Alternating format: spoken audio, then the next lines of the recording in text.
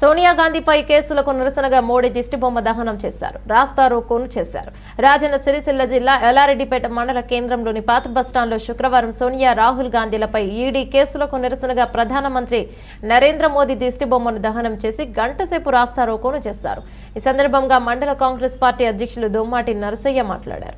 Congress party జాతీయ అధ్యక్షురాలు శ్రీమతి సోనియా గాంధీ పైన, మా నాయకుడు రాహుల్ గాంధీ పైన ఈడీ కేసులు పెడుతూ రోజుల వారీగా ఆఫీసు చుట్టూ పిలుస్తూ వారిని ఎన్నో రకాలైనటువంటి ఇబ్బందులకు గురి చేస్తున్నటువంటి ఈ బీజేపీ ప్రభుత్వం, కేంద్రంలో పడినటువంటి ఈ మోడీ ప్రభుత్వం మా మత్సలైనటువంటి మా నాయకులకు మత్స కలిగేటువంటి విధంగా వ్యవహరిస్తున్నందుకు ఈరోజు బీజేపీ పార్టీ ప్రధానమంత్రి యొక్క దిష్టిబొమ్మను దానం చేయడం జరిగింది.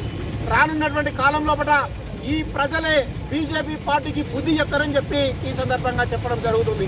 రాహుల్ గాంధీ భారత్ జోడో పాదయాత్ర ఎప్పుడైతే ప్రారంభం చేస్తానని చెప్పడంతో ఈ యొక్క బీజేపీ వర్గాల్లో ఒక వణుకు మొదలైంది, ఒక భయం మొదలైంది.